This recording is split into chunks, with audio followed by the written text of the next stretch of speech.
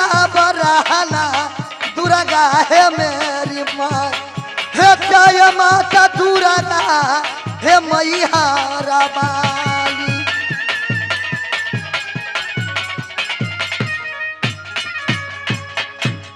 ये जिनहारा हमारी बाबू हो किला मोरंगा में बेटी का हालत की पलासी गोया ये बहन दुलारी बाबू हम करना यसिन को नाम हमारी बाबू हो ये धानी फूलबा है ये सुंदर ससुरा पागती मोहभाग गाधरा ये सुंदर ससुरा पाग लगती किला मोहबा।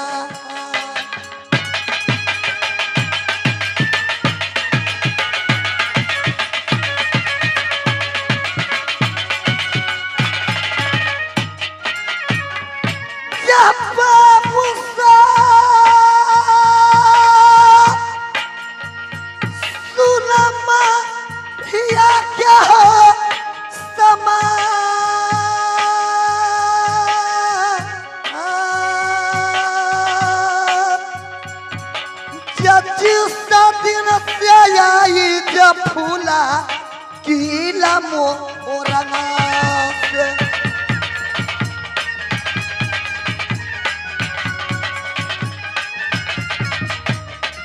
जब बैठिया बपाई मोह बगरात जब बैठिया बपाई ये किला मोहबा में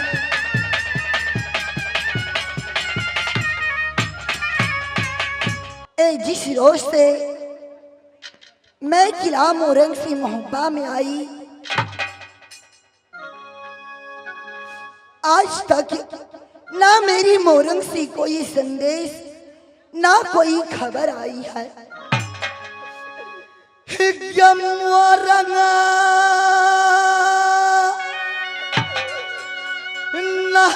नहकारिया न को जला गई दीदिया यहिया चुभाई या राहती के दीदिसा किला मोरंगा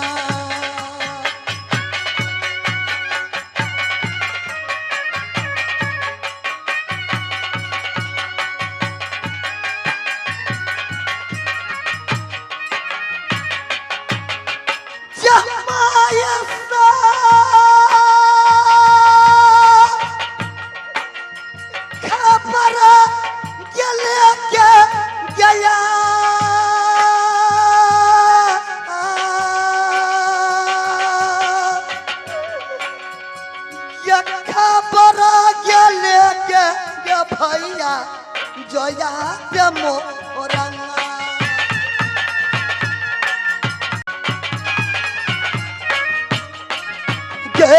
नित दिन रहिया मोरंगा घरा के रहिया के चौहती के किला मोरंगा की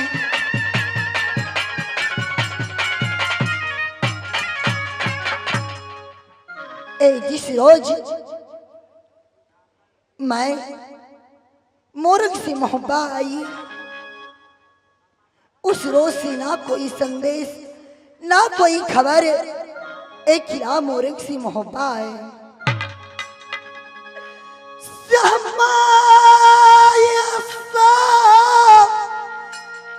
क्या तू भी जाखर चला मोरा रहिया में फैया लई सहेला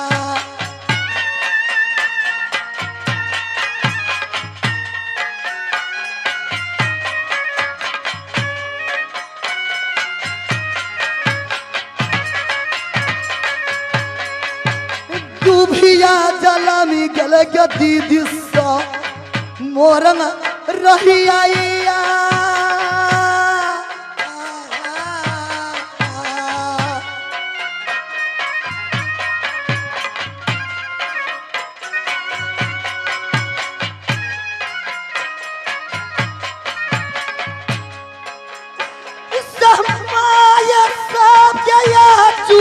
भैया हमारा रहते मोराना सजाया कैसा है ना।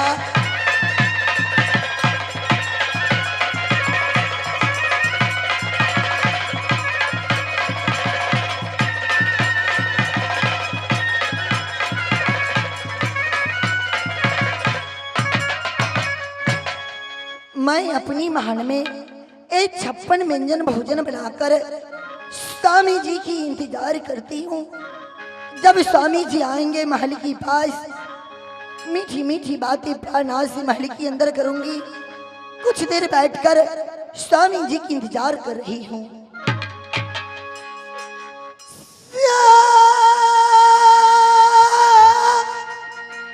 जब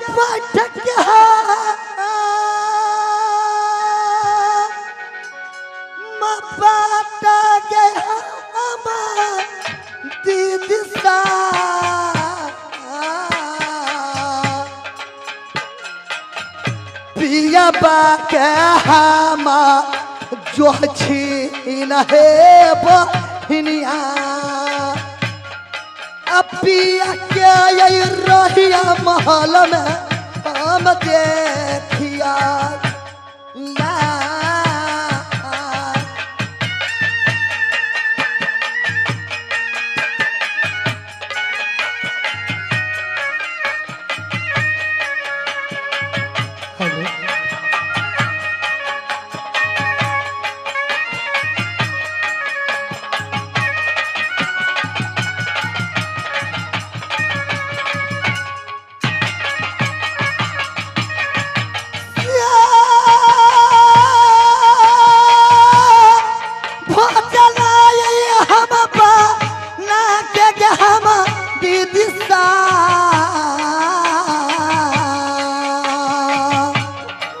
पिया क्या यही रहिया जो हती न है बहनिया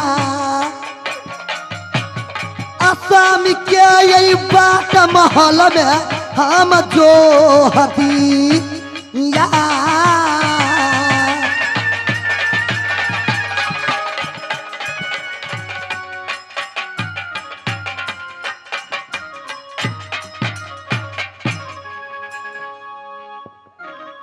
हेलो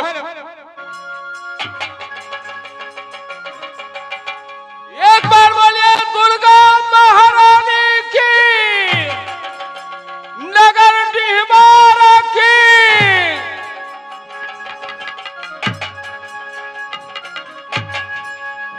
मैया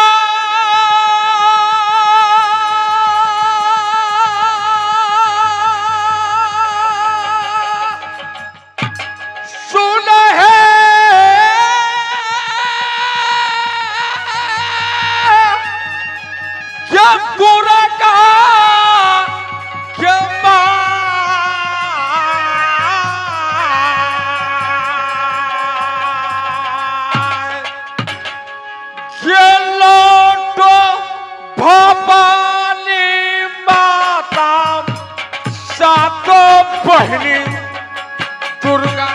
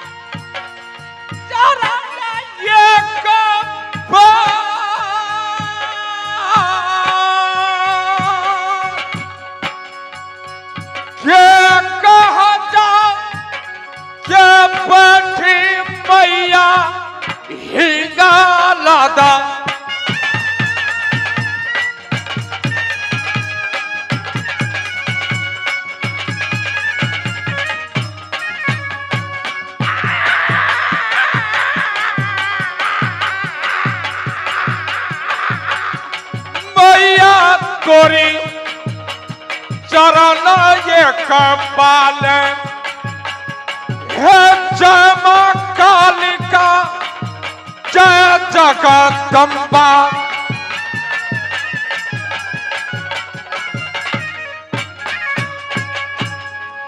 इसे प्रियांगन में हुए महान भाव साथी माता बहन मैं सभी को प्रणाम करता हूं। साथ साथ गौर करेंगे, ध्यान देंगे। यह किला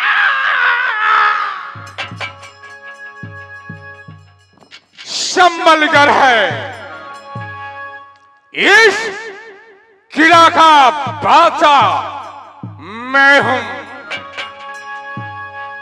छोटे भाई का नाम विमल सिंह रेतिया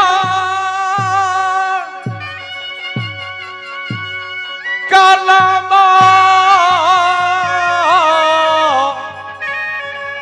लागे सम्मल सिंह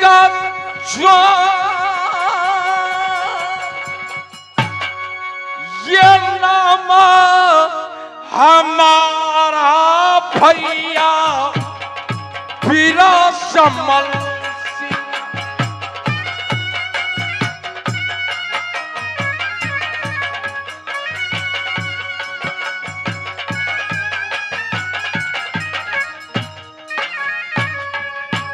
भैया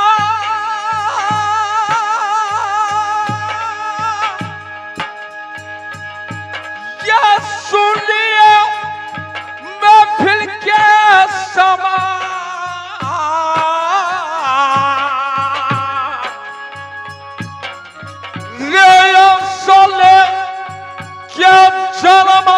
संबल संबल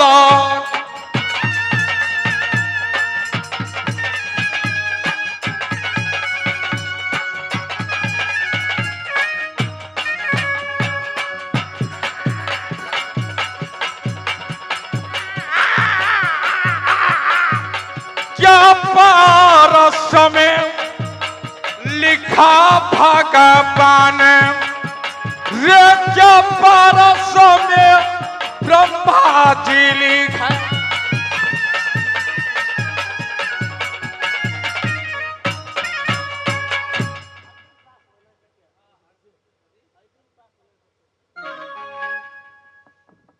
भाई अरविंद पासवान जी नरकटिया निवासी उनको तरफ से ये 21 रुपये का पुरस्कार मिला है।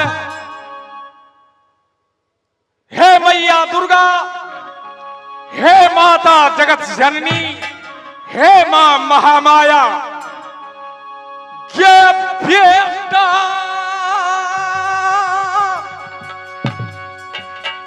हमारा भैया अरविंद जी को जा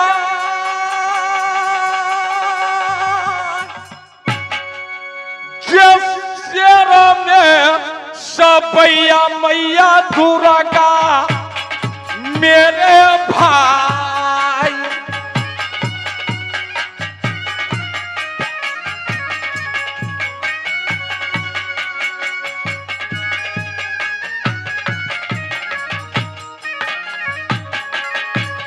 हे मैया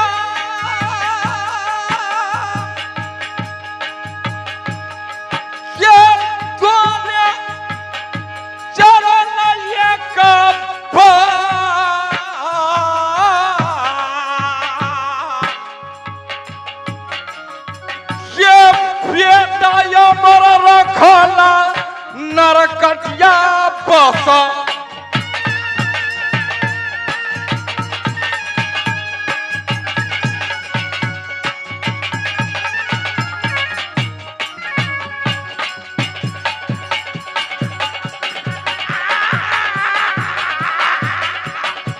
मैया सुनो जगदम्बा मेरी माए ये रक्षा करना उनको ड्योढ़ी।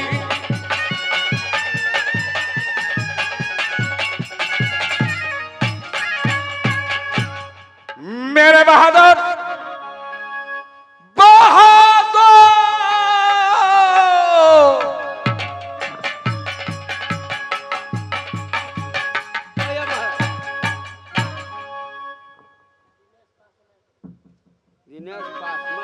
दिनेश पासवान जी नरकटिया निवासी, उनको तरफ से 21 रुपए का पुरस्कार मिला है। हमारे साथी हैं, हमसे बड़े कलाकार हैं, मैं उनको रंगमंच से प्रणाम करता हूं। हे मैया दुर्गा, उनको कला को आगे बढ़ाना, कि बेटा यामर रखना मेरे भाई को आप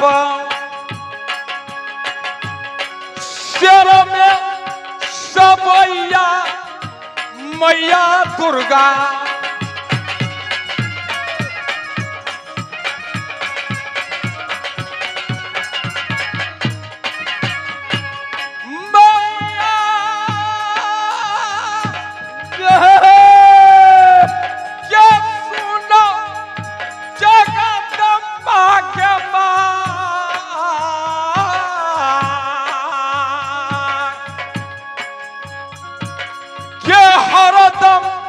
तैयार रहला दिनेश भाई।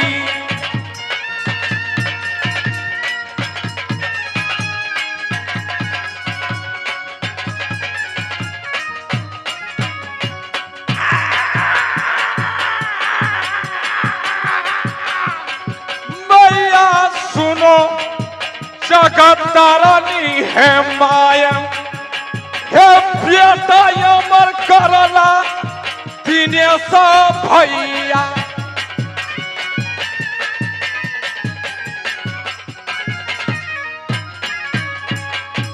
मेरे बहादुर कहिए महाराज। महाराज का बात यह बात है, कहिए। तुझे मैं ड्यूटी के लिए रखा है या ना ड्यूटी करने के लिए रखा है? देखिए महाराज, ड्यूटी के लिए रखे हुए हैं, लेकिन आगे गेट छोड़ करके थोड़ा पीछे वाला गेट।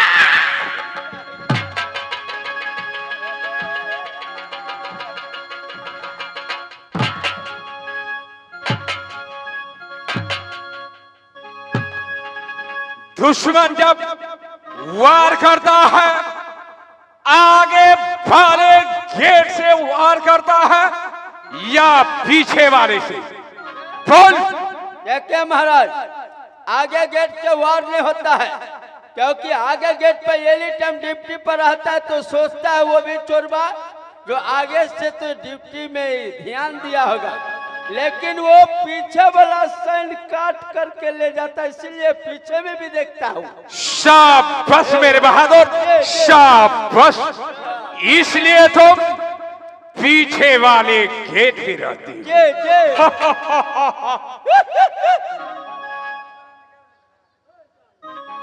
रे कुशला सुना दे संबल कर के जो आप क्या है महाराज? कासा कुशल में मेरे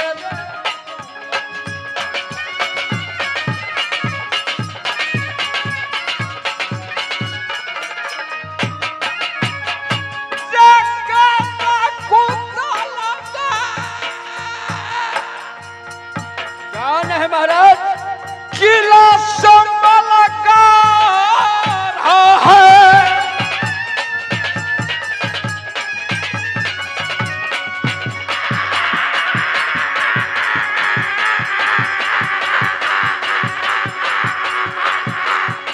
भाई सुना संबल सिंह को बात क्या है महाराज? रहना होशियार, किला संभल कर हम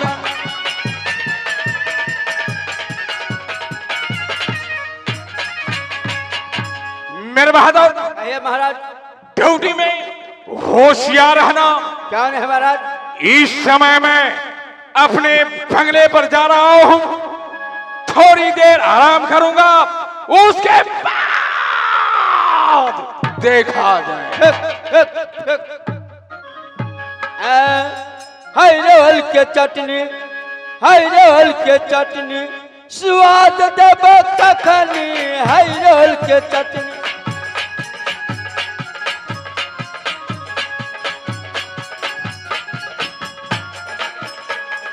हाय रोल के चटनी, हाय रोल के चटनी, स्वाद देब कखनी।